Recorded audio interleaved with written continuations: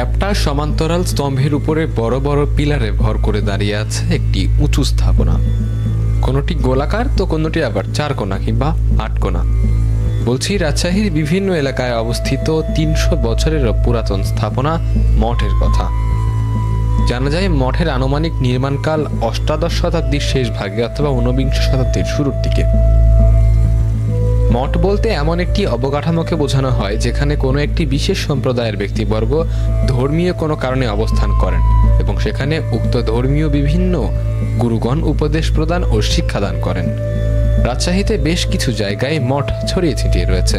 জানা যায় মারাঠা বর্গী হামলার পর ১৭৪২ সালের দিকে ভারতের বিভিন্ন অঞ্চলের ব্যবসায়ীরা এসে মুর্শিদাবাদে আশ্রয় নেয়।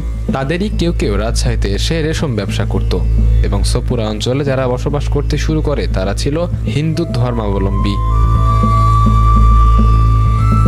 তারাই দেবতাদের সম্মান জানাতে এই মঠ নির্মাণ করেন। রাজশাহীর সোপুরা বিসিক এলাকায় ক্ষুদ্র চূড়া বিশিষ্ট মঠগুলোর নির্মাণ শৈলী সম্পর্কে জানাচ্ছিলেন বরেন্দ্র গবেষণা জাদুঘরের পরিচালক অধ্যাপক ডক্টর মোহাম্মদ মুস্তাফিজুর রহমান। বিশেষভাবে এগুলো মন্দিরগুলোর পুঠিয়াতে যে মন্দিরগুলো আছে সেই মন্দিরগুলোর যে তারিখ এবং সাল যেগুলো আমরা পেয়েছি সেই সমসাময়িক কালে এগুলো নির্মিত বলে আমরা ধারণা করছি। এটা তো সোপুরাতে দুটা মন্দির আছে, স্পেশাল ধরনের মন্দির। সেটা একটা মন্দির হলো যেটা রাজশাহী বিসিক শিল্পনগরীর সোপুরা সিল্ক মিলের সামনে একটা আছে, যেটা ক্ষুদ্র চূড়া বিশিষ্ট মন্দির, আমি নাম দিয়েছি এটার, বর্গাকার একটা মন্দির।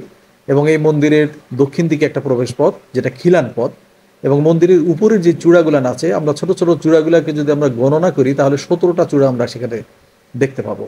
এবং এই চূড়ার সংবলিত এই মন্দিরটা কি হিসাবে ব্যবহার করা হতো, কি পূজা হতো সেই সম্পর্কে আমরা তেমন কিছু জানি না, আমরা সেই সম্পর্কে কোনো তথ্য পাই না। তবে মন্দিরটা বহুদিন ধরে পরিত্যক্ত অবস্থায় পড়েছিল।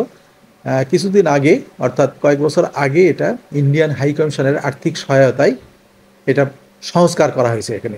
ঠিক একই ধরনের এই ধরনের ১৭ চূড়া বিশিষ্ট মন্দির আরেকটা আছে, সেটার অবস্থানটা হলো সোপুরা সিল্ক মিল থেকে আরেকটু দক্ষিণ দিকে যদি আমরা আসি তাহলে যে ধানের চাতাল যেটা আছে সেই চাতালের ওইখানে আমরা দেখতে পাবো।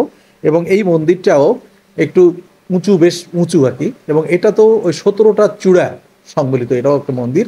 এবং এই মন্দিরটার অলঙ্করণে কিন্তু প্লাস্টার কাট অর্থাৎ পলেস্তারা কর্তৃত অলঙ্করণ যেমন আছে, সঙ্গে সঙ্গে পোড়ামাটির অল্প কিছু অলঙ্করণ আমরা সেখানে দেখতে পাই।